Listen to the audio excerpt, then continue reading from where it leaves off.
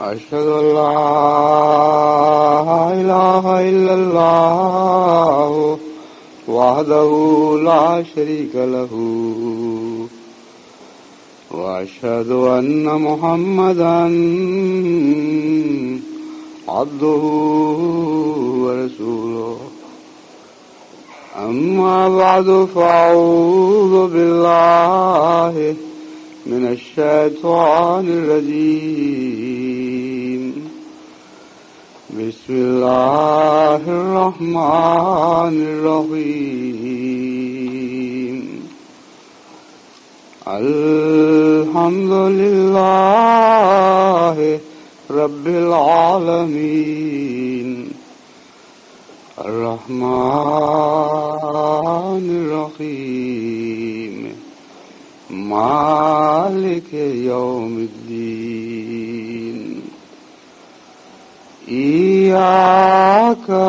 نعبد وإياك نستعين اهدنا الصراط المستقيم صراط الذين أنعمت عليهم غير المغضوب عليهم ولا الضالين.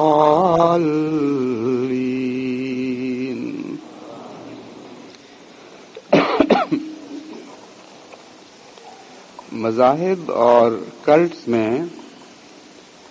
ایک نمایاں فرق ہے، لیکن پیشتر اس سے کہ میں اس مضمون کو آگے بڑھاؤں، میں یہ معلوم کرنا چاہتا ہوں کہ انگریزی میں ترجمے کا انتظام ہے یا نہیں. ٹھیک ہے. مذاہب میں اور کلٹس میں ایک نمایاں فرق ہے. آج کل مغربی دنیا میں کلٹس بہت متعارف ہیں، اور کچھ سال پہلے تو کلٹس فیشن بنی ہوئی تھیں، اور یہی فرق ہے جو مذاہب اور کلٹس میں ہے کہ کلٹس فیشن کی حیثیت رکھا کرتی ہیں اور مذاہب مستقل قدریں ہوتے ہیں. مذاہب آ کر ٹھہر جایا کرتے ہیں اور آئندہ نسلوں میں منتقل ہوتے ہیں. کلٹس آ کر گزر جانے والی چیزیں ہیں جو اپنی قدروں کو آئندہ نسلوں میں منتقل نہیں کیا کرتی. بس یہاں امریکہ ہی میں کچھ سال پہلے مختلف قسم کی کلٹس آئیں اور چند سالوں میں بہت شہرت پا گئیں. لکھو کھا امریکنوں نے بعض دفعہ چمٹے ہاتھوں میں پکڑ لیے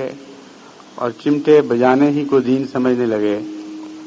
بعض دفعہ انہوں نے بال بڑھا لیے اور سکھ بننے میں ایک روحانی لذت محسوس کی. غرضی کے بہت سی کلٹس جو باہر کی دنیا سے تعلق رکھتی تھیں، یعنی مشرقی دنیا سے یا مغربی دنیا سے، وہ یہاں آتی رہیں اور کچھ کمائیاں کر کے خواب کی طرح مٹ جاتی رہیں اور کوئی مستقل تعبیریں پیچھے نہیں چھوڑ گئیں. اس کے مقابل پر مذاہب، جیسا کہ میں نے بیان کیا ہے، ایک سنجیدہ خدمت کے لیے دنیا میں قائم کیے جاتے ہیں. یہ دو لفظ سنجیدہ اور خدمت، ان دونوں کا مذاہب کے ساتھ گہرا تعلق ہے اور اسی لیے ان میں وزن پایا جاتا ہے. یہ دنیا میں اس لیے آتے ہیں کہ آ کر ٹھہر جائیں، اور اس پہلو سے ان میں اتنا وزن ہوتا ہے کہ بسا اوقات مذاہب کی قدریں بگڑ بھی جائیں تب بھی وہ دنیا میں باقی رہ جاتے ہیں. اسی مضمون کو قرآن کریم نے اس آیت میں ایک موسلا دھار بارش کا نقشہ کھینچتے ہوئے بیان فرمایا انزل من السماء ماء فسالت اودیۃ بقدرها فاحتمل السیل زبد الرابیہ فاما زبد فیذهب جفاء واما ما ينفع الناس فيمكث في الارض. کہ دیکھو خدا تعالیٰ بعض دفعہ موسلادھار بارشیں برساتا ہے جو ایسی غیر معمولی بارشیں ہوتی ہیں کہ ان کے نتیجے میں وادیاں بھر جاتی ہیں، اور جب وادیاں بھرتی ہیں تو ان کے اوپر، ان پانیوں پر جن سے وادیاں بھرتی ہیں، آپ جھاگ بھی دیکھتے ہیں، اور کثرت سے جھاگ تیرتی ہوئی ہر طرف دکھائی دیتی ہے۔ فَأَمَّا الزَّبَدُ فَيَذْهَبُ جُفَاءً، لیکن جھاگ جو ہے وہ بالآخر سوکھ کر مٹ جایا کرتی ہے، اور وہ چیزیں جو بنی نوع انسان کے فوائد کی ہیں وہ زمین میں بیٹھ جاتی ہیں۔ بس ہر سیلاب کے بعد آپ یہی نظارہ دیکھتے ہیں کہ سیلابوں کے ساتھ جھاگیں بھی اٹھتی ہیں جو چند دن نظر آتی ہیں، جبکہ زمین میں بیٹھنے والی چیزیں دکھائی نہیں دیتی، ان میں نمائش نہیں پائی جاتی۔ جھاگ سب سے زیادہ انسان کی نظر کو پہلے پکڑتی ہے کیونکہ وہ سطح پر تیرتی ہے اور اس میں ایک نمائش کا پہلو پایا جاتا ہے، لیکن چند دن کے بعد جھاگ کا وجود تو نہیں رہتا، لیکن وہ سیلاب کا پانی اپنے پیچھے بعض قیمتی چیزیں، بعض اجزاء، بعض نمکیات، بعض اور بہت سی مٹی کی ایسی قسمیں پیچھے چھوڑ جاتا ہے جو ان علاقوں کی زرخیزی پر غیر معمولی اثر ڈالتی ہیں۔ چنانچہ اکثر یہ دیکھا گیا ہے کہ سیلابوں کے بعد ان علاقوں کی مٹی بہت زرخیز ہو جاتی ہے۔ اس پہلو سے جب میں نے غور کیا کہ امریکہ جیسے ملک میں جہاں جماعت احمدیہ کو آئے ہوئے ایک لمبا عرصہ گزر چکا ہے، اور اس دوران بہت سی کلٹس آئیں اور چلی بھی گئیں، بعض ایسے وقت بھی آئے کہ جب لوگوں نے متوجہ کیا دیکھو احمدیت کو آئے ہوئے تو اتنی مدت ہو گئی اور ابھی گنتی کے چند امریکن احمدیت میں شامل ہوئے ہیں، جبکہ دیکھتے دیکھتے لکھوں خاص سکھ بنے، دیکھتے دیکھتے ہری کرشنا والوں کو بہت شہرت حاصل ہوئی، مونیز آئے، اور اسی طرح دوسری کلٹس بھی کہ let us join hands and die, آؤ ہاتھوں میں ہاتھ دے کر خودکشی کر لیں، اس قسم کی کلٹس بھی آئیں اور بظاہر بڑی مقبول ہوئیں، لیکن واقعتاً بظاہر مقبول ہوئیں۔ امر واقعہ یہ ہے کہ ان کی کیفیت جھاگ کی سی تھی، اور آئندہ بھی کلٹس کی حیثیت جھاگ ہی کی رہے گی۔ وہ نظر کے سامنے نمایاں طور پر آتی ہیں، اور ہلکی ہونے کی وجہ سے ان کے اندر نہ فائدہ ہے، نہ وزن ہے، نہ سنجیدگی ہے، نہ بنی نوع انسان کے لیے فوائد ہیں۔ وہ آتی ہیں اور مٹ جایا کرتی ہیں، لیکن اس کے ساتھ ہی میری توجہ اس آیت کے اس حصے کی طرف بھی منتقل ہوئی، فَأَمَّا مَا يَنْفَعُ النَّاسَ فَيَمْكُثُ فِي الْأَرْضِ، کہ اگر تم واقعتاً دنیا میں قائم رہنا چاہتے ہو اور ہمیشگی اختیار کرنا چاہتے ہو تو تمہارے اندر بنی نوع انسان کے لیے فوائد ہونے چاہیے۔ اس پہلو سے جب میں نے مزید غور کیا تو مجھے یہ حقیقت بھی سمجھ آ گئی کہ کیوں بسا اوقات جماعت امریکہ کے بعض حصوں میں پھیلی اور پھر جلدی ختم ہو گئی۔ گو جھاگ کی طرح تو نہیں، لیکن پھر بھی جو قرآن کریم نے یہ صفت بیان فرمائی ہے مذاہب کی کہ وہ ٹھہر جایا کرتے ہیں اور وقتی جوش اور ابال کے بعد مٹ نہیں جایا کرتے، یہ صفت احمدیت کے اوپر امریکہ کے بعض حصوں میں اطلاق نہیں پاتی۔ یہ فکر تھی جس کے نتیجے میں سوچتے سوچتے میرا مضمون اس آیت کی طرف منتقل ہوا، اور میں نے جب غور کیا تو مجھے یہ راز سمجھ آیا کہ یہاں جب تک جماعتوں میں بنی نوع انسان کے فوائد کی صفات کو ابھارا نہ جائے اور خصوصیت کے ساتھ ان کی طرف توجہ نہ دی جائے، یہاں جماعتوں کا استقلال پکڑنا کوئی آسان کام نہیں ہوگا۔ اور جب آپ اس نقطۂ نگاہ سے وسیع جائزہ لیتے ہیں تو آپ کو یہ معلوم ہوگا کہ واقعتاً بنیادی کمزوری یہی ہے۔ جہاں بھی دنیا میں جماعتیں بنی نوع انسان کے فوائد کے کام کرتی ہیں، اور بنی نوع انسان کے فوائد ان کے ساتھ وابستہ ہو جایا کرتے ہیں. وہاں جماعتیں آ کر گزر جانے والی ہواؤں کی طرح نہیں ہوا کرتی، بلکہ ان پانیوں کی طرح جو اپنے پیچھے غیر معمولی وزنی اقدار چھوڑ جایا کرتے ہیں، وہ وہاں مستقل طور پر قیام پذیر ہو جایا کرتی ہیں، وہ وہاں جڑیں پکڑ جاتی ہیں. بس اس مضمون کے ساتھ ہی افریقہ کی جماعتوں کی طرف میری توجہ مبذول ہوئی، اور میں نے دیکھا کہ واقعتاً افریقہ میں بھی بہت سی تبدیلیاں پیدا ہوتی رہتی ہیں، اور ہوائیں چلتی ہیں، کبھی مشرق سے مغرب کو، کبھی مغرب سے مشرق کو. مذاہب کی طرف توجہ بھی ہوتی ہے، مذاہب سے توجہ ہٹ بھی جایا کرتی ہے. لیکن جماعت احمدیہ کا جہاں تک تعلق ہے، مسلسل وقت کے گزرنے کے ساتھ جماعت زیادہ مضبوط ہوتی چلی گئی ہے اور زیادہ مضبوط ہوتی چلی جا رہی ہے، اور جماعت کے پاؤں زیادہ گہرے جمتے چلے جا رہے ہیں. لیکن انہی حصوں میں جہاں بنی نوع انسان کے فوائد ان سے وابستہ ہیں، جہاں بنی نوع انسان کے نظر آنے والے فوائد ان سے وابستہ نہیں ہیں، وہاں ایسی مضبوطی کی کیفیت دکھائی نہیں دیتی. چنانچہ مغربی افریقہ میں جہاں جہاں سکولز ہیں، ہسپتال ہیں، اس کے علاوہ جماعت میں خدمت کا جذبہ پایا جاتا ہے. بنی نوع انسان کی خدمت کے جذبے سے بنی نوع انسان کی خدمت کے جذبے کی روح جماعت میں زندہ ہے. وہاں اللہ تعالیٰ کے فضل کے ساتھ کوئی انقلاب بھی جماعت کے اوپر برا اثر نہیں ڈالتا. حکومتیں آتی ہیں، چلی جاتی ہیں، بعض دفعہ جمہوری حکومتیں قائم ہوتی ہیں، بعض دفعہ فوجی حکومتیں قائم ہوتی ہیں، اور بعض دفعہ بڑے خطرناک قسم کے بھی انقلاب آتے ہیں. وہ دوسری چیزوں پر اثر انداز ہو جاتے ہیں مگر جماعت پر اثر انداز نہیں ہوتے.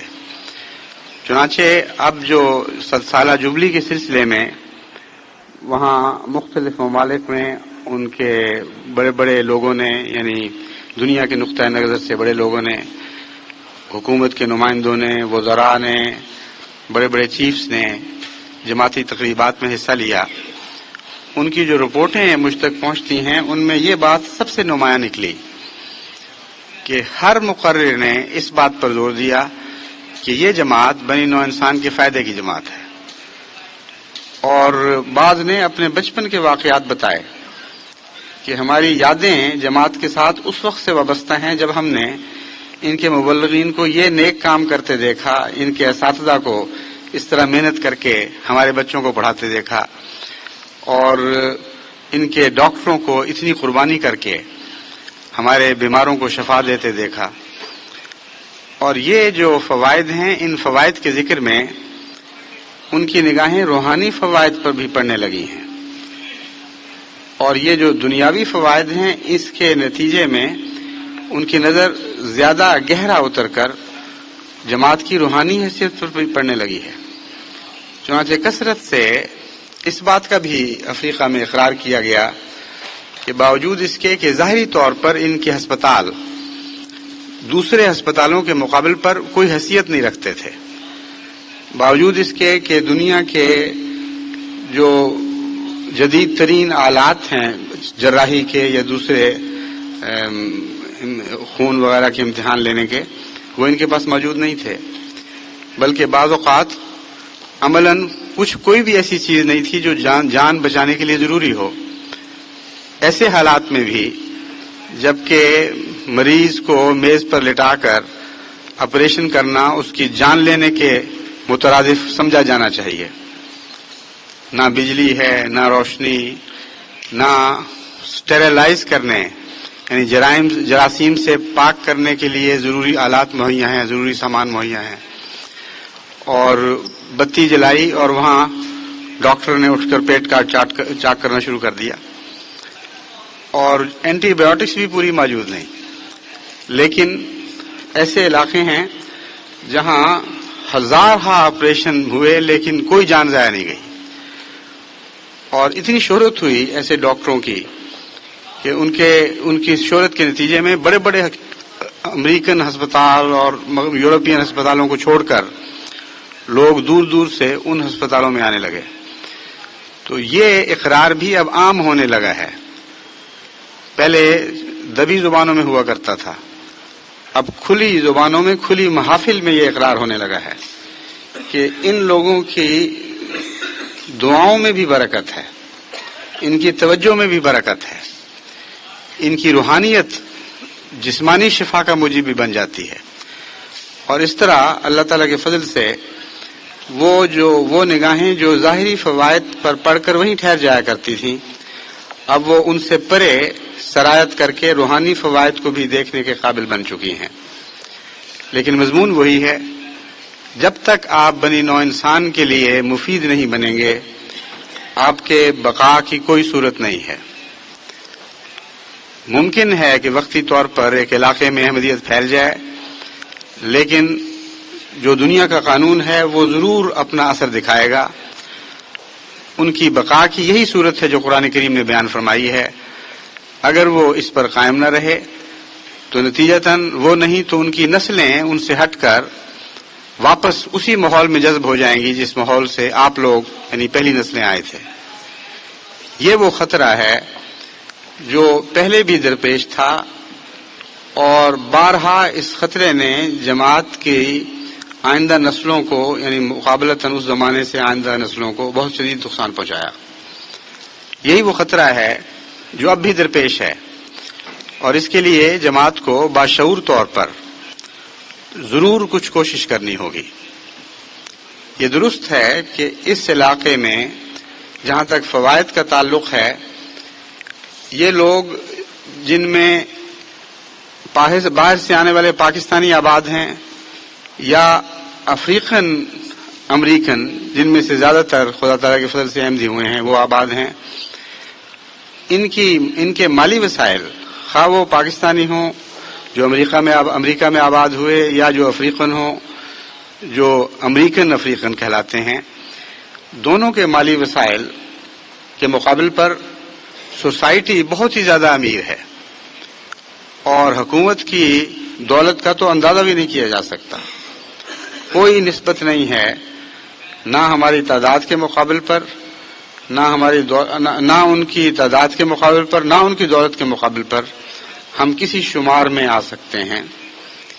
اس لیے ظاہری خدمت اگر کرنی ہے تو کیسے کی جا سکتی ہے، یہ ایک بہت اہم سوال ہے، اور یہی وہ سوال ہے جس پر آپ کو غور کرنا چاہیے. خدمت کے بہت سے راستے نکل سکتے ہیں، اور باشعور جماعتیں جو زندہ ہوں ان کی زندگی کی طاقت دراصل وہ طاقت ہے جو بنی نوع انسان کو فائدہ پہنچایا کرتی ہے. ظاہری دولت اور ظاہری تعداد ضروری نہیں. جماعت احمدیہ کو اللہ تعالیٰ نے اپنے فضل کے ساتھ زندگی کی علامتیں بخشی ہیں، اور وہ زندگی کی علامتیں ہی ہیں جو بنی نوع انسان کے فوائد میں استعمال میں لائی جا سکتی ہیں. مثلا وقار عمل کی جو روح جماعت احمدیہ کو اللہ تعالیٰ نے عطا فرمائی ہے، وہ آج دنیا کی بڑی سے بڑی آزاد قوموں کو بھی نصیب نہیں ہے، بڑی سے بڑی ترقی یافتہ قوموں کو بھی نصیب نہیں ہے. میں پہلے انگلستان کے متعلق باتیں بیان کیا کرتا تھا کہ خدا کے فضل سے وقار عمل کی بڑی روح ہے. کینیڈا آیا تو وہاں بھی یہی نظارہ دیکھا، امریکہ آیا تو وہاں بھی یہی نظارہ دیکھا. کوئی ایک جماعت نہیں جہاں میں ٹھہرا ہوں اور وہاں اللہ تعالیٰ کے فضل سے وقار عمل کے لحاظ سے نمایاں اور دل پر غیر معمولی اثر کرنے والی خدمات کو میں نے آنکھوں سے نہ دیکھا ہو. بس یہ معلوم ہوتا ہے کہ اللہ کے فضل سے وہ زندگی کی علامتوں کا جہاں تک تعلق ہے وہ امریکہ کی جماعت میں بھی بھرپور طور پہ موجود ہیں. مالی قربانی کا یہاں بیان کا موقع نہیں، وہ بھی زندگی کی علامتوں میں سے ایک علامت ہے، لیکن اس کے علاوہ بنی نوع انسان کی خدمت بھی تو وقار عمل کی ایک شکل ہے. مثلا اندھوں تک پہنچنا اور ان کے سوسائٹی سے رابطے پیدا کرنے اور ان کی خدمت کرنا. بہت سے ایسے گرے پڑے لوگ ہیں یہاں جو دولت میں رہتے ہوئے بھی بھوکے ہیں. لکھوکھا ایسے آدمی ہیں جو بے گھر ہیں. بہت سے ایسے لوگ ہیں جو تنہا ہیں، ان کو سوسائٹی نے چھوڑ دیا ہے. بہت سے بوڑھے ہیں جن کی اپنی اولادیں ان سے قطع تعلق کر چکی ہیں. اسی طرح بہت سے نوجوان ہیں جن کو اپنے ماں باپ کا پیار نصیب نہیں ہے، اور جو لوگ ان سوسائٹیوں سے احمدی ہوتے ہیں وہ جب خط لکھتے ہیں تو ان سے مجھے یہ ساری باتیں معلوم ہوتی ہیں کہ بعض افریقن احمدیوں میں سے، یعنی افریقن امریکنز میں سے احمدی ہوئے تو مجھے لکھا کہ یہ میرے حالات ہیں، اور بعض دفعہ بڑے دردناک حالات ہوتے ہیں۔ ایک نوجوان ہے جو بچپن سے بے سہارا رہا ہے، اور اس سے کسی ایفرو امریکن نے، یعنی ہمارے رنگدار بھائی نے جو امریکن ہیں، پیار کا سلوک کیا۔ اسی سلوک سے متاثر ہو کر وہ احمدیت کی طرف مائل ہوا اور احمدیت قبول کی، پھر مجھے خط لکھا کہ یہ میرے حالات ہیں۔ تو جہاں تک دکھوں کا تعلق ہے وہ تو دنیا کی امیر ترین سوسائٹی میں بھی موجود ہیں، بلکہ امر واقعہ یہ ہے کہ بعض پہلوؤں سے امیر سوسائٹیوں میں دکھ زیادہ ہیں، صرف ٹٹولنے کی بات ہے۔ بہت سے ایسے دوست آپ کو چلتے پھرتے نظر آئیں گے جو بظاہر خوش ہوں گے اور رقص و سرود کے عادی یا شراب کے دھنی، لیکن جب آپ ان کو ٹٹول کر دیکھیں گے تو آپ حیران ہو جائیں گے کہ ان کے سینے مختلف قسم کے غموں اور فکروں سے چھلنی ہوئے ہیں۔ بس بنی نوع انسان کے فوائد کے معاملے میں یہ ضروری نہیں ہے کہ فائدہ پہنچانے والی قوم اس قوم سے امیر ہو جس کو فائدہ پہنچایا جا رہا ہے، بلکہ وہ خواص جو زندہ مذاہب کے نتیجے میں انسانوں کو عطا ہوتے ہیں، وہ خواص ہی اپنی ذات میں فوائد کا سرچشمہ بن جایا کرتے ہیں۔ اسی لیے قرآن کریم نے حضرت اقدس محمد مصطفیٰ صلی اللہ علیہ وآلہ وسلم کے غلاموں کے متعلق فرمایا، کنتم خیر امۃ اخرجت للناس، کہ اے امت محمدیہ، تم جب سے دنیا میں امتیں پیدا کی گئی ہیں اس وقت سے ہمیشہ کے تمام زمانوں کو شامل کر کے تم بنی نوع انسان کے لیے بہترین امت ہو جو نکالی گئی ہو۔ اخرجت للناس نے اس مضمون کو حل کر دیا کہ کیوں بہترین ہو، فرمایا اس لیے کہ تم ان کے فائدے کے لیے ہو۔ اب جس زمانے میں یہ آیت نازل ہوئی ہے اس زمانے میں تو اسلام کو کوئی دنیا کی دولت نصیب نہیں تھی۔ اس زمانے میں بعض مسلمان جو مسجد سے وابستہ تھے، اصحاب الصفہ کہلاتے تھے، ان میں سے بعض کو کئی وقت کے فاقے پڑا کرتے تھے، اور بالعموم مسلمان غریب تھے۔ تو اس آیت نے یہ ہمیں دکھا دیا کہ بنی نوع انسان کے فوائد کا جہاں تک تعلق ہے اس کا دولت سے تعلق نہیں ہے، بلکہ ایک رجحان سے تعلق ہے۔ اور آگے جو مثال دی وہ بھی عظیم الشان مثال ہے، اس میں بھی کسی دولت کی ضرورت نہیں۔ تامرون الناس بالمعروف وتنہون عن المنکر، کہ سب سے بڑا بنی نوع انسان کو فائدہ پہنچانے کا طریقہ یہ ہے کہ ان کو نیک باتوں کی نصیحت کرو اور بری باتوں سے روکو۔ اب اس میں کون سے پیسے لگتے ہیں؟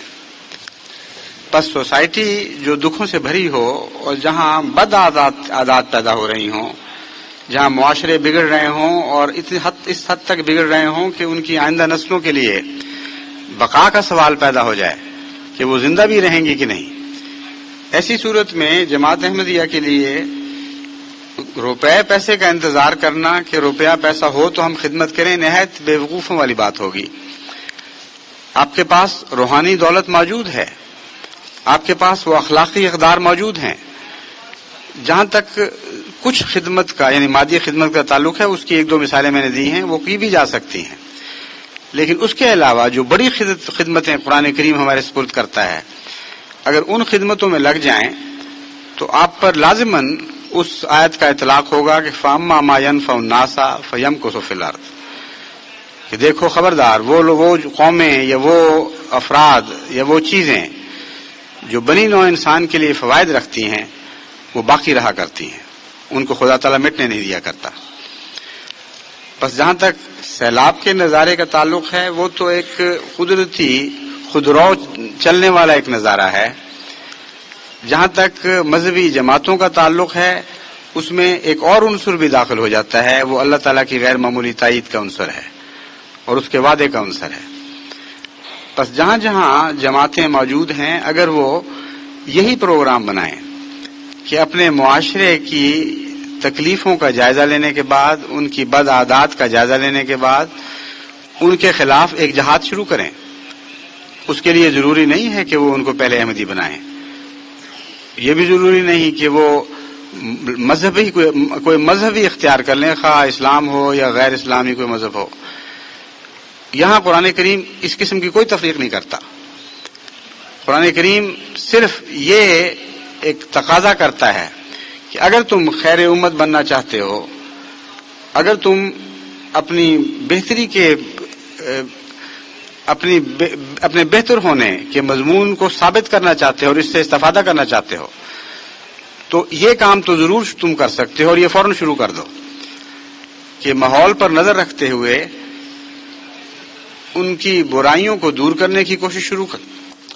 کر دو، اور ان کے اندر خوبیاں پیدا کرنے کے لیے ایک جہاد کرو۔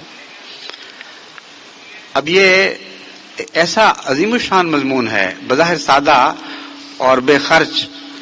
لیکن بہت ہی گہرا اور بہت ہی عظیم الشان مضمون ہے، اور ایسے ملکوں میں جیسے امریکہ ہے یا بعض دیگر مغربی ممالک ہیں، جماعت کی بقا کے لیے بہت ہی زیادہ ضروری ہے۔ وہ شخص جو غیروں کو نصیحت کرتا ہے، اس کا غیروں میں جذب ہو کر ضائع ہونے کا کوئی احتمال نہیں رہا کرتا۔ اگر بچہ بھی نصیحت کرنی شروع کر دے تو اس کا نصیحت کرنا ہی اس کے لیے حفاظت کا سامان پیدا کر دیا کرتا ہے، اور اگر ایک باقاعدہ منصوبے کے مطابق ہر جماعت میں جو امریکہ میں موجود ہے، نصیحت کے گروہ بنائے جائیں، بدیوں سے روکنے کے گروہ بنائے جائیں، چھوٹے بچوں کو بھی اس میں ملوث کیا جائے جو اسکول میں ہیں، وہ اسکول کے ان بچوں کے لیے نصیحت کے پیغام دیں جو بیچارے معصومیت میں ڈرگ ایڈکشن کے جال میں پھنستے چلے جاتے ہیں، اور طرح طرح کی برائیاں سکھانے کے لیے باقاعدہ یہاں مافیا قائم ہیں، بہت بڑے بڑے دولت کے شکنجے ہیں جن کے اندر بدیاں سکھانے کی تربیت دی جاتی ہے، اور پھر ان شکنجوں میں آ کر پھر کوئی انسان باہر نکل نہیں سکتا۔ ان سب باتوں پر نظر رکھتے ہوئے حکمت اور عقل کے ساتھ اگر اس معاشرے کو جو یہاں آپ دیکھتے ہیں بظاہر خوبصورت اور چمکدار، اس کے اندر چھپے ہوئے دکھوں کو دور کرنے کی آپ کوشش کریں گے تو یقیناً آپ خدا کے نزدیک ان قوموں میں شمار ہوں گے جن کو خدا کی تقدیر لازماً دنیا میں باقی رکھا کرتی ہے۔ پھر یہ دردناک نظارے دیکھنے میں نہیں آئیں گے کہ بعض جگہ جماعتیں قائم ہوئیں اور کچھ عرصے کے بعد اگر وہ پیچھے نہیں ہٹے تو ان کی اگلی نسلیں پیچھے ہٹ گئیں۔ اس لیے پہلی بات تو یہ ہے کہ نصیحت کے معاملے میں بدیوں سے روکنا اور اچھی بات کی تلقین کرنا، اس میں تمام امریکہ کی جماعتیں غیر معمولی جد و جہد کے ساتھ منصوبے کے تحت کام کریں۔ دوسرا پہلو ظاہری فوائد کا یہ ہے، یعنی ظاہری فوائد کی دوسری قسم، یعنی دوسری تو نہیں کہنا چاہیے، چند قسموں میں سے ایک قسم یہ ہے کہ یہاں جتنے بھی گروہ نیک کاموں میں ویسے مصروف ہیں ان سے رابطے پیدا کریں اور ان سے تعلقات بڑھا کر ان کی خدمت میں اپنے آپ کو اپنے نام پیش کریں اور پھر باقاعدہ جماعتی نظام کے تابع ان کی خدمت کریں۔ ہر قسم کے ایسے خدمت کرنے والے گروہ یہاں قائم ہیں جو منظم طور پر کام کرتے ہیں، اور اگر ان کو روپے کی ضرورت پیش آتی ہے تو ان کے لیے روپیہ مہیا کرنے والے بھی موجود ہیں۔ اس کے لیے آپ کو اپنی جیب سے کچھ خرچ نہیں کرنا پڑے گا۔ ان گروہوں سے رابطے پیدا کرنے اور ان کو منظم کارکن مہیا کرنے، یہ ایک بہت گہرا اثر رکھنے والا کام ہے، جس کے نتیجے میں دل بھی جیتے جاتے ہیں اور کام کرنے والوں کے اندر بھی اپنی عظمت کا احساس بیدار ہوتا ہے اور وہ نیکیوں پر پھر مستقل طور پر قائم ہو جایا کرتے ہیں۔ اس ضمن میں نے کینیڈا میں دیکھا، وہاں جماعت نے تعلقات کے دائرے بڑھائے ہیں اور مختلف لوگوں کی مختلف رنگ میں خدمتیں شروع کی ہیں۔ چنانچہ وہاں جو دعوت دی گئی میرے لیے مجھ سے ملاقات کروانے کی خاطر، جس کو آپ ریسیپشن کہتے ہیں، تو وہاں جن کو دعوت دی تھی شاذ ہی کوئی ایسا تھا جو نہ آیا ہو۔ اور جو بھی آیا اس نے جب مجھ سے میری ملاقات کی اس بات کا ضرور ذکر کیا کہ احمدی بہت اچھے لوگ ہیں، ان میں بڑا خدمت کا جذبہ ہے اور بے لوث خدمت کرنے والے ہیں. بس وہ معمولی سی خدمت جس میں یقیناً کوئی مالی قربانی شامل نہیں تھی، بلکہ محض کوئی چند کام کسی کے کر دینے، کسی کے ساتھ حسن سلوک کرنا اور اپنی خدمات پیش کرنا، اس قسم کی چھوٹی چھوٹی باتیں ہوں گی. اس کا بھی اتنا گہرا اثر تھا کہ بعض بڑے بڑے آدمیوں نے مجھے بتایا کہ ہم تو جماعت کا کردار دیکھ کر حیران رہ گئے ہیں، اس قسم کے لوگ یہاں دوسری دنیا میں ملتے نہیں ہیں، ہمیں بالکل عجیب جماعت لگی ہے یہ. اس مضمون سے متعلق کچھ اور باتیں میں انشاءاللہ بعد میں آپ کے سامنے رکھوں گا، مگر میں آپ کو یہ بتانا چاہتا ہوں کہ وہ جماعت جو بنی نوع انسان کو فائدہ پہنچانا چاہتی ہو، قرآن کریم کے بیان کردہ اصولوں کے تابع اس کو ضرور مواقع مل جاتے ہیں. یہ کہنا درست نہیں ہے کہ امریکہ جیسے عظیم الشان ملک میں جو تمام دنیا کو روٹی کھلا رہا ہے اور تمام دنیا کو روپے پیسے سے اور ہتھیاروں سے مدد کر رہا ہے، یہ چھوٹی سی غریب جماعت کیا خدمت کر سکتی ہے؟ بہت بڑا فرق ہے ان خدمتوں کا جو سیاسی حکومتیں کیا کرتی ہیں اور ان خدمتوں کا جو بنی نوع انسان کے فوائد کی خاطر مذہبی جماعتیں کیا کرتی ہیں. سیاسی خدمتوں میں ہمیشہ کچھ بندھن، کچھ الجھنیں ہوتی ہیں، کچھ ذاتی مقاصد ہوتے ہیں ان قوموں کے جو خدمتوں کا مزاج بگاڑ دیا کرتے ہیں. لیکن وہ قومیں جو مذہبی جذبے سے معمور ہو کر خدمت کرتی ہیں وہ اللہ کی رضا کی خاطر خدمت کرتی ہیں، ایک اعلیٰ پیغام کو پھیلانے کی خاطر خدمت کرتی ہیں، اور خدمت کرنے والوں کے ذاتی مفادات اس میں کوئی وابستہ نہیں ہوا کرتے. بس ان چیزوں میں بہت بڑا فرق ہے. اس کے علاوہ ایک اور خدمت ایسی ہے جو ایک دم ظاہری طور پر تو نظر نہیں آتی لیکن وہ لطافت کے آخری درجے پر ہے، اس لیے تیسرے حصے پر میں اس کا ذکر کرتا ہوں. میں نے بیان کیا کہ کچھ ظاہری خدمتیں ہیں جو نظر کو دکھائی دیتی ہیں، جو بدن کو محسوس ہوتی ہیں، کہ غریبوں کے پاس پہنچنا، ان کی ہمدردی کرنا، کسی بھوکے کو روٹی کھلا دینا، کسی معذور کے لیے بیساکھی مہیا کر دینا، کسی تھکے ہوئے نڈھال اکیلے انسان کے لیے رفاقت مہیا کرنا، اس کے پاس بیٹھ کر اس سے پیار کی باتیں کرنا، یہ ساری خدمتیں وہ ہیں جو پہلے درجے کی خدمتوں سے تعلق رکھتی ہیں. پھر دوسری خدمت وہ ہے جو اعلیٰ اخلاق کے ذریعے، پیغامات کے ذریعے کی جاتی ہے، نیکی کی نصیحتوں کے ذریعے، بدیوں سے روکنے کے ذریعے. وہ خدمت ظاہری شکل تو کوئی نہیں رکھتی لیکن ایک انسان کے اعلیٰ کردار کو دوسروں تک منتقل کرنے میں مفید ثابت ہوتی ہے اور اس خدمت کا بھی بڑا نیک اثر پڑتا ہے. تیسری خدمت وہ ہے جو دعا کے ذریعے کی جاتی ہے، اور یہ وہ خدمت ہے جو اجتماعی طور پر ہی نہیں، انفرادی طور پر ہی بھی ہر احمدی کے لیے ضروری ہے، کیونکہ اس کے بغیر کسی احمدی کی روحانی زندگی کی ضمانت نہیں دی جا سکتی، اور اس کے بغیر ذاتی طور پر آپ کے ماحول میں بسنے والے ارد گرد کے لوگ یہ معلوم نہیں کر سکتے کہ آپ خدا والے ہیں. بس سب سے زیادہ اس خدمت کو پیش نظر رکھنا چاہیے جس کا میں سب سے آخر پر ذکر کر رہا ہوں. میرا وسیع تجربہ ہے کہ ہمیشہ وہی لوگ تبلیغوں میں بھی کامیاب ہوتے ہیں اور انہی کی نسلوں کی خاص طور پر حفاظت کی جاتی ہے جو دعاگو ہوں اور سچی ہمدردی سے اپنی دعاؤں کا فیض دوسروں کو پہنچائیں. یہ وہ فیض ہے جو دوسری دنیا میں کسی میدان میں آپ کو دکھائی نہیں دے گا. اس لیے جیسا کہ حضرت اقدس مسیح موعود علیہ الصلوۃ والسلام نے ایک موقع پر فرمایا کہ ہر قسم کی نیکیوں کے میدانوں میں آپ کو دوسری دنیا بھی دکھائی دے گی، وہاں ان کے ساتھ آپ کا مقابلہ ہے، لیکن تعلق باللہ کا، اللہ سے محبت اور پیار اور دعائیں کر کے اس کے فضلوں کو جذب کرنے کا میدان کھلا پڑا ہے آپ کے لیے. کوئی آپ ہی کا میدان رہ گیا، اس میں کھل کر دوڑیں اور خوب خدا تعالیٰ کی محبت کے جلوے دیکھیں اور دوسروں کو دکھائیں. یہ وہ حصہ ہے جو میں سمجھتا ہوں کہ مغربی دنیا میں بسنے والے، خصوصاً امریکہ میں بسنے والے احمدیوں کی حفاظت کے لیے اور ان کی نسلوں کی حفاظت کے لیے بہت ہی ضروری ہے. وہ ماں باپ جو خدا کے نام پر اپنے ایک پرانے دوسرے مذہب کو چھوڑ کر ایک نئے مذہب میں داخل ہوئے ہوں اور ان کے اندر ایسی نمایاں تبدیلی پیدا نہ ہوئی ہو کہ وہ محسوس کریں کہ پہلے وہ بے خدا تھے اب باخدا ہو گئے ہیں. اگر ایسا ہے تو یہ یقیناً ایک خطرناک علامت ہے اور نظام جماعت کو نگران رہنا چاہیے اور ذاتی طور پر ہر شخص میں دلچسپی لینی چاہیے. جب بھی کوئی شخص اسلام قبول کرتا ہے یا مسلمانوں میں سے احمدیت میں داخل ہوتا ہے اس کی ذاتی نگرانی کا جماعتی انتظام ہونا چاہیے اور بڑی باریک نظر سے یہ مطالعہ کرنا چاہیے کہ اس کے اندر وہ پاک تبدیلیاں پیدا ہو رہی ہیں یا نہیں جو اسے باخدا بناتی ہیں.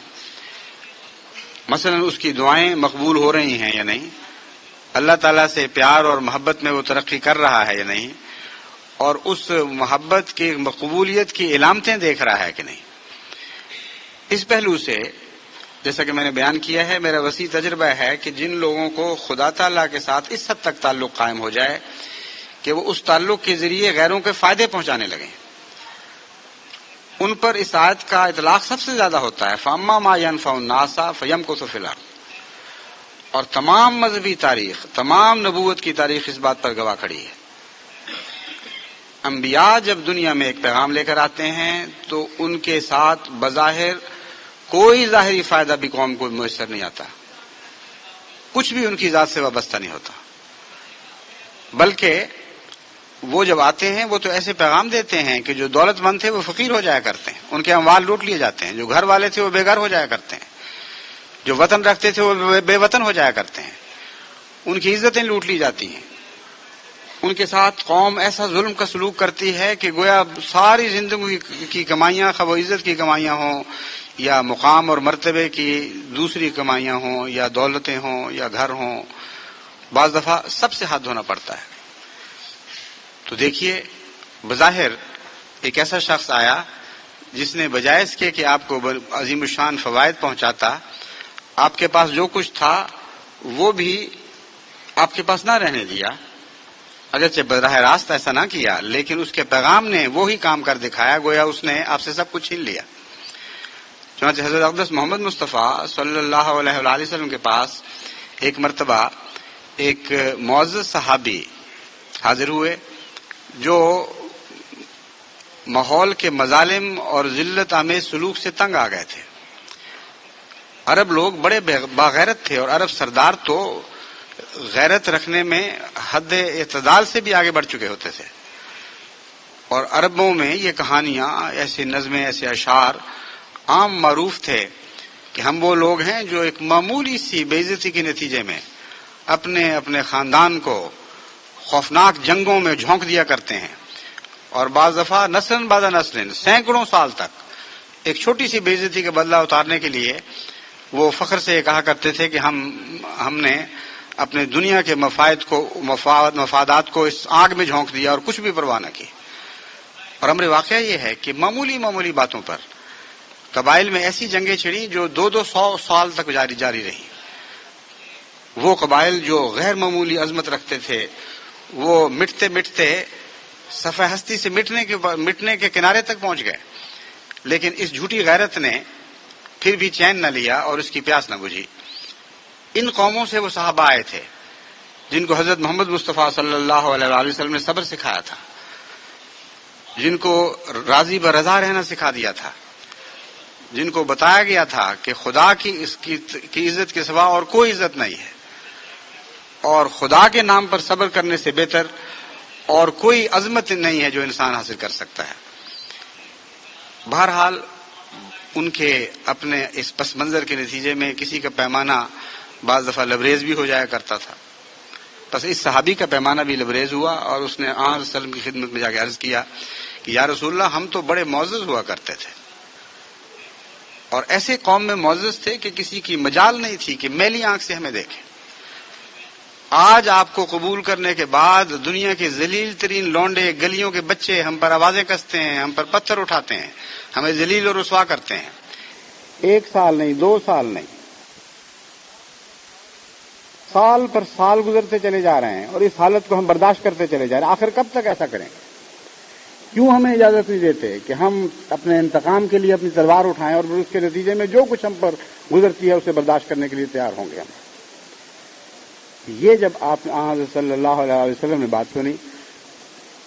تو حضور اکرم صلی اللہ علیہ وسلم کا چہرہ جوش سے تمتمانے لگا. آپ نے فرمایا کہ دیکھو، تم سے پہلے ایسے لوگ بھی تھے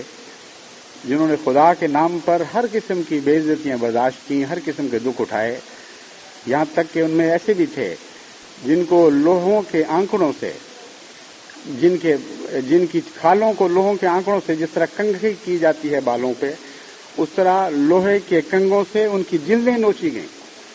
یہاں تک کہ ان کے بدن ننگے ہو گئے اور پھر ان کے گوشت نوچے گئے، یہاں تک کہ ہڈیاں دکھائی دینے لگیں. لیکن انہوں نے اف نہیں کی اور صبر کا دامن ہاتھ سے نہیں چھوڑا. ان میں ایسے بھی تھے جن کو بعض درختوں سے باندھ کر ان کے سر پر آلے چلائے گئے اور سر سے لے کر نیچے تک دو نیم کر دیا گیا، جس طرح شاخیں تو وہ کاٹی جاتی ہیں، جس طرح لکڑیاں کاٹی جاتی ہیں. لیکن انہوں نے کامل صبر کے ساتھ اور کامل رضا کے ساتھ ان تکلیفوں کو برداشت کیا، صرف اس لیے کہ وہ خدا کو راضی کرنا چاہتے تھے اور خدا کی خاطر سب کچھ چھوڑ بیٹھے تھے. ایسے لوگ تھے. جب آپ نے یہ بات سنی، اس صحابی نے یہ بات سنی، آن علیہ وسلم کی دل کی یہ کیفیت دیکھی تو شرمندگی کے ساتھ اور پشیمانی کے ساتھ بالکل پانی ہو گئے، بے اختیار ہو گئے. اور اس کے بعد پھر کبھی کسی صحابی کے منہ سے آن حضرت صلی اللہ علیہ وسلم نے کوئی شکوہ نہیں سنا. یہ وہ لوگ تھے جن کے متعلق قرآن کریم نے فرمایا کنتم خیر امۃ اخرجت للناس. اے محمد مصطفیٰ کے غلاموں، بظاہر تمہارے پاس کچھ بھی نہیں ہے لیکن تم خیر امت ہو. اس دنیا ہی کی نہیں، صرف عربوں کی نہیں، بلکہ ارد گرد کی تمام دنیا کی، اس ساری دنیا کی بھلائیاں تم سے وابستہ کی جا چکی ہیں اور آئندہ آنے والی نسلوں کی بھلائیاں بھی تم سے وابستہ کی جا چکی ہیں. ان بھلائیوں کا راز دراصل ان کے تعلق باللہ میں تھا، اور تعلق باللہ ہی تھا جو سب سے زیادہ بنی نوع انسان کے فوائد کے لیے خدا اللہ تعالیٰ کی طرف سے اس دنیا کو عطا کیا گیا تھا. یعنی تعلق باللہ تو محمد رسول اللہ صلی اللہ علیہ وسلم کے دل میں تھا، لیکن وہ تعلق پھیلا، نور ایسا تھا جو ایک سینے میں رہنے والا نہیں تھا، دوسرے سینوں میں منتقل ہوا. اور آخری مقصد یہ تھا کہ بنی نوع انسان کو فائدہ پہنچے. بس دیکھیے کہ جب رسول دنیا میں آتے ہیں تو ان کے آغاز میں کسی قسم کی دنیاوی شوقت یا برتری ان کو نہیں ملا کرتی. ایک رسول تنہا دنیا میں آتا ہے، ساری دنیا اس کی مخالفت کرتی ہے، اور وہ بنی نوع انسان کے فوائد کے لیے سب سے زیادہ اہم وجود ہوا کرتا ہے اپنے زمانے میں. بس وہ کون سی چیز ہے اس رسول میں جس سے بنی نوع انسان کے فوائد وابستہ ہو جاتے ہیں؟ وہ اس کا تعلق باللہ ہے، وہ اللہ سے اس کا پیار ہے، اللہ سے اس کی محبت ہے، اور اس کے جواب میں اس کی دعاؤں کی مقبولیت ہے. بس یہ تیسری چیز ہر دوسری چیز سے زیادہ اہمیت رکھتی ہے. اگر نئے ہونے والے احمدیوں کو یا جو پرانے احمدی ہیں ان کو بھی، اور جو بچے احمدیوں میں پیدا ہو رہے ہیں ان کو بھی اس نقطۂ نگاہ سے دیکھا جائے کہ کتنے ان میں سے ہیں جنہوں نے خدا تعالیٰ سے براہ راست تعلق قائم کر لیا ہے اور ان کی دعائیں قبول ہوتی ہیں. اگر اس پہلو سے جائزہ لیا جائے اور تربیت کا انتظام کیا جائے تو میں آپ کو یقین دلاتا ہوں کہ مغربی دنیا میں اور امریکہ میں بسنے والوں کو کوئی خطرہ نہیں ہے. ان کو اس ملک سے گھبرا کر بھاگنے کی ضرورت نہیں، ان کو اس فکر کی ضرورت نہیں کہ ہماری نسلوں کا کیا بنے گا. ظاہری تعلیم و تربیت کا انتظام نہ بھی ہو، اکیلا بھی ایسا شخص ایک بہت بڑے شہر میں بستا ہو جو برائیوں کی آماج کا بن چکا ہو، تب بھی اگر خدا کا تعلق اس کو حاصل ہے تو اس نے ضرور فتح یاب ہونا ہے. اس کی نسلوں کو دنیا میں کوئی طاقت نقصان نہیں پہنچا سکتی. پھر میرا ذہن حضرت اقدس محمد مصطفیٰ صلی اللہ علیہ وسلم ہی کی طرف منتقل ہوتا ہے. آپ نے ایسی ہی دنیا میں تو قدم رکھا تھا جس کے متعلق قرآن کریم فرماتا ہے ظہر الفساد فی البر والبحر، یعنی فساد ایسا غالب آ چکا ہے کہ نہ اس نے تری کو چھوڑا، نہ خشکی کو چھوڑا، نہ تری کو چھوڑا. ہر قسم کے لوگ، خواہ وہ مذہبی تھے یا غیر مذہبی تھے، فساد سے مغلوب ہو چکے ہیں. حضرت صلی اللہ علیہ وآلہ وسلم کو اس فساد سے کوئی خطرہ نہیں تھا. وہ فساد جس نے ساری دنیا کو مغلوب کر لیا تھا، اس فساد کو مغلوب کرنے کے لیے ایک رسول بھیجا گیا، وہ تنہا تھا، اور اس وقت اس کے ساتھ اور کوئی نہیں تھا سوائے خدا کی محبت کے. بس یہی وہ زندگی کا نسخہ ہے جو پہلے کامیاب ہوا تھا اور آج بھی کامیاب ہوگا. اس نسخے کے سوا اور کوئی نسخہ کامیاب ہو نہیں سکتا. اس لیے جماعت امریکہ کو اس طرف توجہ کرنی چاہیے. میں آپ کو یقین دلاتا ہوں کہ جس شخص کو یہ ذاتی تجربہ ہو کہ خدا تعالیٰ اس سے محبت کرتا ہے، اس کی دعاؤں کو قبول کرتا ہے، وہ اپنے فیض کو اپنی ذات تک محدود نہیں رکھا کرتا. میں ان لوگوں کی بات نہیں کر رہا جو دکھاوے کی خاطر یہ بتانے کے لیے کہ مجھ سے اللہ کا تعلق ہے بڑھ بڑھ کر مجالس میں یہ باتیں کرتے ہیں کہ اس طرح خدا مجھ سے سلوک کرتا ہے. میں ان لوگوں کی بات کر رہا ہوں جو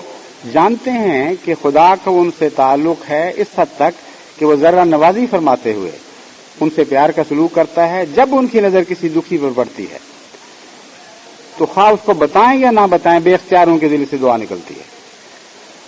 اور پھر ایسے لوگوں کی خوشبو ماحول میں پھیلنے لگتی ہے خود بخود. کہتے ہیں مشک کی خوشبو چھپائے چھپتی نہیں، مشک آنس کے خود بے گوید نہ کہ عطار بے گوید. مشک تو وہ ہوتا ہے جو خود بخود اپنی بو پھیلاتا ہے بجائے اس کے کہ عطار بتائے کہ اس میں خوشبو ہوتی ہے. تو وہ لوگ جو خدا کی محبت سے معطر ہو چکے ہوتے ہیں، جو خدا کی رضا کے عطر سے ممسوح ہو چکے ہوتے ہیں، ان کی خوشبو خود بخود پھیلتی ہے. وہ چھپائیں تب بھی پھیلتی ہے، وہ نہ دکھانا چاہیں تب بھی لوگوں کو نظر آتی ہے. اور پھر لوگ ان کی طرف متوجہ ہوتے ہیں، لوگ ان سے کہتے ہیں کہ ہمارے لیے بھی کچھ کرو، ہمارے لیے بھی دعا کرو، ہماری بھی چارہ جوئی کرو. اور ان کے خدا کے تعلق کے نشانات دیکھ کر پھر کثرت کے ساتھ ان کا حلقہ وسیع ہونے لگتا ہے اور لوگ ان کی طرف مائل ہوتے ہوتے ان کے مذہب کو قبول کرتے ہیں. تبلیغ کا بھی سب سے بڑا اور سب سے مؤثر یہی ذریعہ ہے. انبیاء کی قبولیت کا راز اسی بات میں ہے. اسی وجہ سے جب بھی کوئی کہتا ہے کہ میں خدا کی طرف سے ہوں، لوگ کہتے ہیں معجزہ دکھاؤ. دلیل پہلے نہیں مانگا کرتے، پہلے معجزہ مانگتے ہیں. کیونکہ ہر انسان کے دل میں یہ بات جاگزین ہے کہ جو خدا کی طرف سے ہے اس کے ساتھ خدا کی تائید کے نشان ہونے چاہیے. بس آپ نے بھی تو اس دنیا میں یہی دعویٰ کرنا ہے اور یہی آپ کا دعویٰ ہے. اگر یہ دعویٰ نہیں تو پھر احمدیت کا یہاں پھیلانا ایک بالکل بیکار اور بےمانی کوشش ہوگی. کیونکہ پیسے آپ نے ان سے مانگنے کوئی نہیں. آپ کا اس مصیبت میں مبتلا ہونا پھر کیا فائدہ رکھتا ہے؟ آپ کوئی ہرے کرشنا والوں کی طرح کی تو نہیں کہ چمٹے بجائیں اور ان سے پیسے وصول کر کے محلات کھڑے کریں. آپ نے تو اپنے پاس سے پیسے دے کر ان کے اوپر خرچ کرنے ہیں. کیا مقصد ہے؟ کیوں کرنے ہیں؟ اگر خدا کا تعلق نہیں ہے، اگر خدا کے ساتھ آپ کو محبت نہیں ہے اور خدا آپ سے پیار نہیں کرتا تو آپ کیوں ایسا کام کریں گے؟ بس اگر ایسے کام نہیں ہو رہا ہے تو اس کے پیچھے ایک پس منظر میں ایک تکلیف دہ منظر بھی تو دکھائی دیتا ہے. اگر کسی جماعت میں یہ آثار دکھائی نہ دیتے ہوں تو میری نظر سطح پہ نہیں ٹھہرتی، بلکہ میں پرلی طرف جھانک کر دیکھتا ہوں اور میں اس بارے میں سخت بے چین ہو جاتا ہوں کہ خدا کے تعلق میں کمی کیوں ہے. کیوں ابھی تک وہ اس خدا سے آشنا نہیں ہوئے جس کے متعلق حضرت مسیح موعود علیہ الصلوۃ والسلام فرماتے ہیں کہ میرا بس چلے تو ڈھنڈورے پیٹوں دنیا میں، دفیں بجاؤں اور اس بلند آواز سے دنیا میں منادی کروں کہ لوگوں کے کان پھٹ جائیں کہ دیکھو تمہارا ایک خدا ہے، ہماری اعلیٰ لذات اس خدا سے وابستہ ہیں، وہی ہماری بہشت ہے. بس بنی نوع انسان کو اگر آپ فائدہ پہنچانا چاہتے ہیں تو فائدے کی آخری شکل جس سے بلند تر فائدہ کوئی متصور نہیں ہو سکتا وہ ان کو اپنے خدا میں شریک کرنا ہے. خدا کا تو کوئی شریک نہیں، لیکن خدا کے بندے اپنے خدا میں دوسروں کو شریک کرتے چلے جاتے ہیں اور محض اپنے لیے نہیں رکھا کرتے. یہ علم کہ خدا ایک ایسی دولت ہے جس کے ساتھ ساری دنیا کو بھی شریک کر لیں تو وہ دولت ختم نہیں ہو سکتی. یہ علم ان کو اس بات سے بے نیاز کر دیتا ہے کہ اس دولت میں اور شریک ہوں گے تو میرا کیا بنے گا. بلکہ امر واقعہ یہ ہے کہ یہ دولت ایسی ہے جس میں اگر آپ دوسروں کو شریک کریں گے تو آپ کی دولت بڑھے گی. وہی لوگ خدا سے زیادہ محبت پاتے ہیں، وہی لوگ خدا کی نظر میں بلند تر مراتب حاصل کرتے چلے جاتے ہیں، جو خدا کے تصور کو دوسروں میں پھیلاتے ہیں اور خدا کی دولت کو دوسروں میں بانٹتے ہیں۔ بس اپنی دولت بڑھانے کا بھی تو یہاں یہ طریق ہے کہ اپنی دولت بانٹی جائے۔ یہ وہ روحانی نظام ہے جس کو سمجھ کر، جس کو جاری کر کے حقیقت میں امریکہ میں احمدیت کامیاب ہو سکتی ہے، ورنہ اور کوئی ذریعہ نہیں۔ اتنا خطرناک ملک ہے، یہاں کی فضا زہریلی ہے، یہاں لوگ ظاہری پولوشن کی باتیں کرتے ہیں، وہ بھی بہت ہے، اس میں شک نہیں کہ ہمسایہ ملک بھی امریکہ کی ظاہری پولوشن سے بڑے سخت نالاں ہو چکے ہیں، اور یہ شکوے وہاں سے اب کھلی آواز میں سنائی دینے لگے ہیں کہ امریکہ جو انڈسٹری کے ذریعے فضا میں سلفر کا تیزاب پھیلاتا ہے، وہ ہمارے ملک میں زہر کی بارش بن کے برستا ہے۔ بس یہ تو ایک نظر آنے والی بیماری ہے، وہ روحانی بیماریاں جن سے یہاں کی فضا آلودہ ہے اتنی خطرناک ہیں، اور اس طرح دوسرے ملکوں میں برس رہی ہیں کہ دور دور تک ہلاکت کا پیغام پہنچا رہی ہیں۔ جس طرح بظاہر بارشیں زندگی کی خاطر آیا کرتی ہیں، لیکن ان میں اگر تیزاب شامل ہو جائے تو وہ موت کا پیغام بن کر پانی برسا کرتا ہے، اسی طرح بظاہر علم اور فیض کے دوسرے ناموں پر امریکن اثرات دوسرے ملکوں میں پہنچ رہے ہوتے ہیں، لیکن دراصل چونکہ ایک بے خدا تہذیب ہے اور کئی قسم کی برائیوں سے بھیگ چکی ہے، پوری طرح بوجھل ہو چکی ہے، اس لیے جب یہ برستی ہے تو اس کے ساتھ زہر برستا ہے، 100 قسم کی بدیاں برستی ہیں، اور بہت دور دور تک وہ قومیں بھی ان برائیوں سے متاثر ہو رہی ہیں جو بڑی بڑی قومیں اور آزاد قومیں ہیں، اور وہ قومیں بھی جو غریب قومیں اور پسماندہ قومیں ہیں۔ تو اس ملک میں رہتے ہوئے آپ کی حفاظت کیسے ہو سکتی ہے؟ یہ خیال کر لینا کہ ایک مربی مقرر کر دیا جائے جو آپ کے بچوں کو ظاہری تعلیم دے دے، بچگانہ خیال ہے۔ جن بچوں کو چاروں طرف سے گندا ماحول اور زہریلا ماحول ہر وقت اپنی طرف کھینچ رہا ہے، جن بچیوں پر گلی کے ہر قدم پر ابتلا آتا ہے، جہاں گندگی ہے، جہاں ننگا پن ہے، جہاں ٹیلی ویژن ہر قسم کی گندگی پھیلا رہی ہے دنیا میں، جہاں رقص و سرود اور گانوں میں اپنے ہوش و حواس ڈبو دینے کے سوا لذت کا اور تصور باقی نہیں رہا، اگر ہے تو وہ اس سے زیادہ بھیانک جرائم میں ہے، ڈرگز میں ہے، معصوم بچوں کی عزتیں لوٹنے میں ہے، قتل و غارت میں ہے،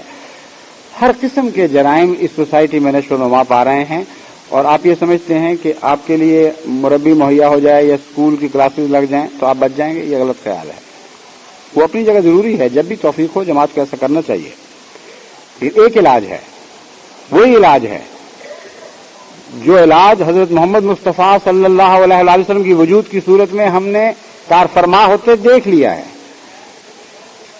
ظہر الفساد فی البر والبحر کے منظر میں وہ رسول اس دنیا میں آیا،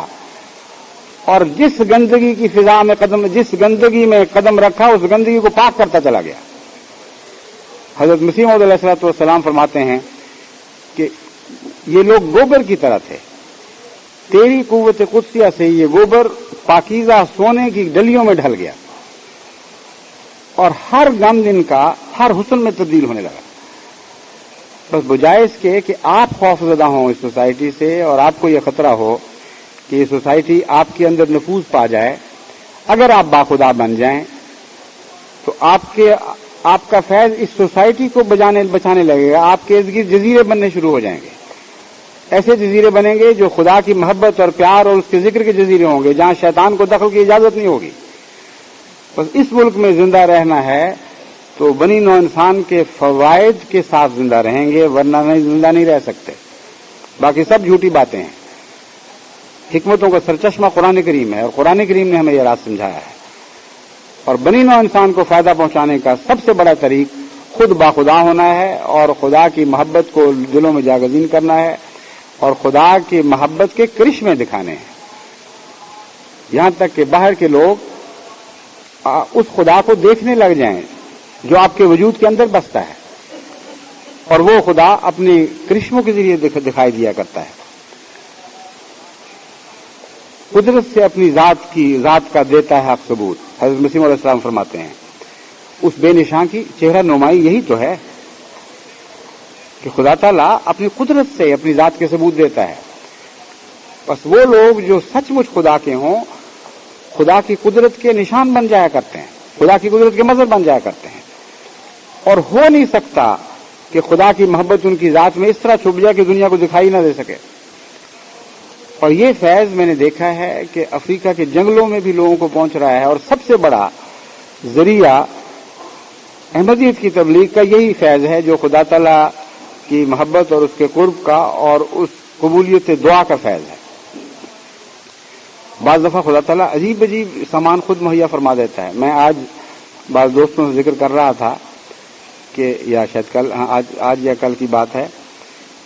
کہ افریقہ میں تبلیغ کے معاملے میں سب سے زیادہ مؤثر چیز مقبول دعائیں ہیں. چنانچہ ایک مثال میں نے ان کو دی. ایک دفعہ ایک ایسے چیف نے مجھے دعا کے لیے خط لکھا جو پیراماؤنٹ چیف بننا چاہتے تھے, اور وہ مسلمان نہیں تھے, احمدی نہیں تھے, کوئی بھی تعلق نہیں تھا ان سے, ہمارے سے پتہ نہیں یا پیگن تھے یا عیسائی تھے, جو بھی تھے. انہوں نے کہا میں نے سنا ہے کہ آپ کی دعائیں قبول ہوتی ہیں, لیکن میرا معاملہ یہ ہے کہ میں معمولی چیف ہوں اور پیراماؤنٹ چیف بننا چاہتا ہوں, جبکہ میرے مقابل پر مجھ سے بہت طاقتور موجود ہیں اور میرا پیراماؤنٹ بننے کا کوئی چانس نہیں ہے. عقلی لحاظ سے, دنیا کے لحاظ سے اس کا سوال ہی پیدا نہیں ہوتا. اس کے باوجود میرے دل میں یقین ہے کہ لوگ جو یہ کہتے ہیں کہ دعا قبول ہوتی ہے سچی بات ہے, اور میرے دل میں احمدی مسلمان نہیں ہوں, لیکن میرے دل میں یہ بھی یقین ہے کہ آپ سچے لوگ ہیں, اس لیے آپ میرے لیے دعا کریں. اس کا لکھنے کا انداز, اس کی سادگی عجیب بہت ہی مجھے پیاری لگی. میرے دل پہ اتنا گہرا اثر ہوا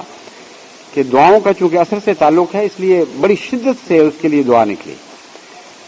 اور ایسی کیفیت پیدا ہوئی کہ مجھے یقین تھا کہ یہ دعا ضرور مقبول ہوئی ہے. چنانچہ میں نے اس کو لکھ دیا, حالانکہ مجھے کوئی الہام نہیں, کوئی خواب نہیں, کوئی اور واضح اشارہ ایسا نہیں تھا, مگر دل یقین سے بھر گیا تھا. اس لیے میں نے توکل کرتے ہوئے اس کو لکھ دیا کہ آپ مطمئن رہیں, آپ خدا کے فضل سے ضرور پیراماؤنٹ چیف ہوں گے. وہ خط اس نے سنبھال لیا, اور جب الیکشن ہوا تو اس کا نمبر 3 تھا, یعنی ایک کے پیراماؤنٹ چیف تو بننا درکنار, جو پیراماؤنٹ چیف بن رہا تھا اس کے بعد نمبر 2 جو تھا اسے بھی پیچھے ووٹ تھے. لیکن کوئی اس کو حادثہ پیش آیا یا کیا بات ہوئی کہ مجبور ہو گئی حکومت دوبارہ الیکشن کرانے پر, اور جو اول آ رہا تھا وہ میدان سے نکل گیا. جب دوبارہ الیکشن ہوا تو پھر بھی ووٹ برابر ہو گئے اور ٹائی پڑ گئی. لیکن یہ پہلا واقعہ دیکھنے کے بعد اس کو یقین ہو گیا تھا, یہ خط دکھاتا پھرتا تھا سب کو کہ مجھے خط آ گیا, میں نے جیتنا ہے. اس وقت اس حکومت نے یہ فیصلہ کیا کہ ایک نمائندہ مقرر کیا جائے جس کو یہ اختیار دیا کہ میرٹ کی بات نہیں ہے, تم جاؤ جس پہ تمہارا دل مطمئن ہو اس کو بنا دو, جھگڑا ختم. اور پریزیڈنٹ سے یہ اختیار لے کر وہ آدمی وہاں پہنچا, اور اللہ کی شان یہ ہے کہ وہ شخص احمدی تھا. اب یہ عجیب بات ہے کہ پریزیڈنٹ نے اس موقع پر چنا بھی تو ایک احمدی کو چنا, اور اس نے جب خط دیکھا تو فیصلہ ہو چکا تھا. اب یہ خدا کی تقدیر ہے, یہ شروع سے آخر تک یہ سارا سلسلہ اس قسم کا ہے کہ دیکھنے والے کو نظر آتا ہے کہ کوئی معمولی واقعہ نہیں ہو رہا, کوئی اتفاقات کی بات نہیں ہے, بلکہ خدا کی تقدیر چل رہی ہے. چنانچہ نہ صرف یہ کہ وہ خود احمدی ہوئے, بلکہ اس علاقے میں اس کا اتنا اثر ہوا کہ اس علاقے میں پھر دعوتیں دی گئی ہمیں کہ آپ اپنے مبلغین بھیجیں, اور پیراماؤنٹ چیف نے ایک نہیں بلکہ 2-3 نے اوروں نے بھی دعوتیں دیں, اور پھر شکوے کیے کہ پہلے ہمارے پاس کیوں نہیں آدمی بھیجے. اور ایک علاقے میں, یا وہ ان کا اپنا علاقہ تھا یا ان کے ساتھ کا, مجھے یقینی طور پر یاد نہیں, لیکن اسی کے نتیجے میں جو پھل ملے ہیں ان میں سے ایک پھل تھا.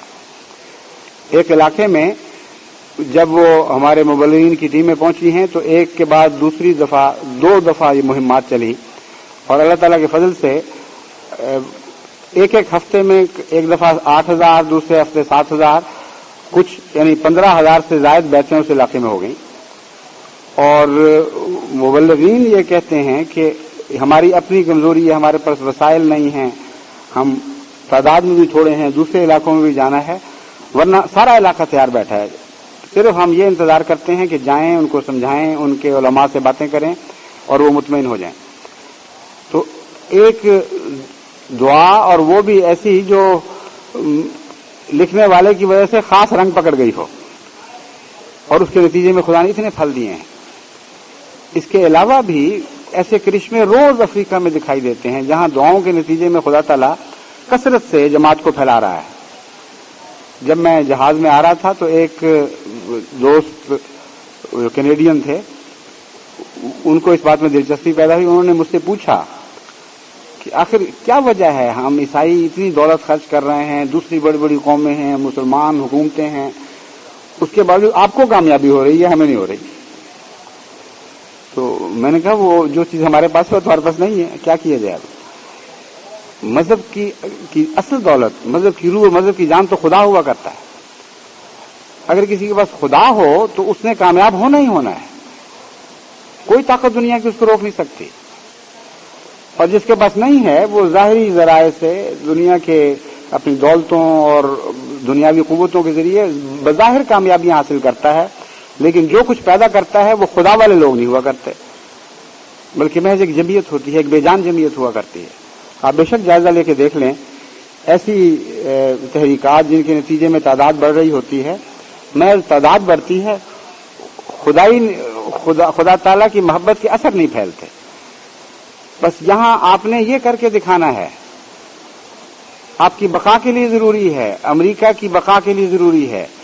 اس ملک میں جو لوگ احمدی بستے ہیں ان پر اس ملک کی وفا ضروری ہے, اور اس وطن سے محبت ان کے ایمان کا حصہ بنائی گئی ہے. حضرت صلی اللہ علیہ وسلم نے فرمایا ہے.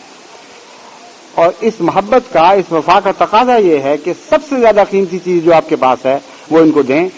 اور وہ دینے سے پہلے آپ کے پاس ہونی چاہیے. بس اس پر اگر آپ غور کریں اور سنجیدگی کے ساتھ کام شروع کر دیں تو میں آپ کو یقین دلاتا ہوں کہ دوسرے سارے کام, ساری کوششیں اس ایک کوشش کے مقابلے پر کوئی بھی حیثیت نہیں رکھتی. وہ معمولی اور ادنا باتیں آپ کو دکھائی دیں گی. اور باقی سب کوششوں میں محنت کرنی پڑتی ہے بہت. باقی سب کوششوں میں وقت بہت زیادہ خرچ کرنا پڑتا ہے, روپیہ خرچ کرنا پڑتا ہے, توجہ دینی پڑتی ہے, جسمانی تکلیفیں اٹھانی پڑتی ہیں. لیکن اللہ تعالیٰ کی محبت حاصل کرنے کے لیے کم سے کم آغاز میں کسی محنت کی ضرورت نہیں پڑتی. یعنی عبادت بھی بعد میں پیدا ہوتی ہے, پہلے محبت پیدا ہوتی ہے. خدا سے پیار بڑھائیں, اللہ سے تعلق پیدا کریں, اس سے دعائیں مانگیں, اور عاجزانہ بے تکلفی کے ساتھ خود مانگیں, اپنے بچوں کو سکھائیں کہ دیکھو ان باتوں میں اپنے اللہ کی طرف توجہ کیا کرو. پھر جب آپ خدا کے پیار کے نمونے دیکھیں گے تو بعد میں جو مشقتیں کرنی پڑیں گی ان کی طاقت خدا دے گا. اس لیے مسلسل یہ رستہ آسان رہتا ہے, اور مسلسل دیکھنے والوں کو یہ مشکل دکھائی دیتا ہے. جو راہ سلوک پر چلا کرتے ہیں ان کے لیے ہر قدم اگلے قدم کو آسان کر دیا کرتا ہے, اور دیکھنے والے سمجھتے ہیں کہ بڑی مصیبت ہے, بڑی مشکل راہوں پہ قدم اٹھائے مارے جا رہے ہیں. بس آسان ترین راہ اللہ کی محبت کی راہ ہے, جو مشکل راہوں کو بھی آسان بنا دیا کرتی ہے, اور اسی میں آپ کی بقا کا راز ہے. اسی نصیحت کے ساتھ میں اس خطبے کو ختم کرتا ہوں کہ آپ میں سے ہر وہ شخص جو اس بات کو سن رہا ہے, خواہ وہ مقامی ہے یا بیرونی, وہ اپنے دل کو اس نقطۂ نگاہ سے ٹٹولے اور خدا کی محبت کے لیے آج ہی سے کوشش شروع کر دے. اور اس کے لیے کسی تصنع کی ضرورت ہے, تصنع حرام ہے اس چیز میں. یہ وہ کوشش ہے جو بے تکلفی سے پیدا ہوگی, جو سیدھی سادھی بات کرنے سے کہ اے اللہ مجھے تجھ سے پیار ہو گیا, یا میں کرنا چاہتا ہوں, میری مدد فرما, اور میں تیری خاطر رہنا چاہتا ہوں, اور میں تیری خاطر اپنی اولاد کی تربیت کرنا چاہتا ہوں, تو میری مدد فرما. اتنی سی بات کرنے میں بھلا کون سی تکلیف ہے, بلکہ لذت ہے. یہ بات کرتے کرتے آپ تجربہ کریں گے کہ آپ کے دل میں ایک عظمت پیدا ہو چکی ہوگی. یہ دعا کرنے کے ساتھ ہی اس کی قبولیت کا نشان آپ نے اپنے اندر جذباتی تحریک کی صورت میں دیکھیں گے.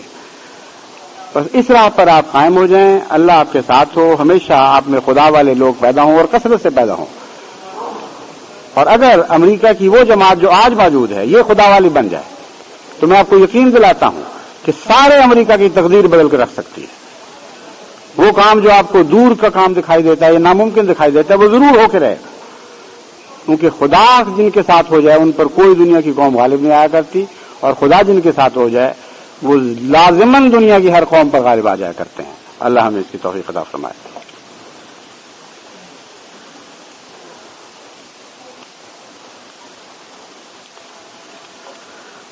الحمد للہ نحمده ونستعینه ونستغفره ونؤمن به ونتوکل علیہ ونعوذ باللہ من شرور انفسنا ومن سیئات اعمالنا من يهده الله فلا مضل له ومن يضلله فلا هادي له ونشهد أن لا إله إلا الله وحده لا شريك له ونشهد أن محمدا عبده ورسوله عباد الله رحمكم الله إن الله يأمر بالعدل والإحسان وإيتاء ذي القربى وينهى عن الفحشاء والمنكر والبغي يعظكم لعلكم تذكرون اذكروا الله يذكركم وادعوه يستجب لكم ولذكر الله أكبر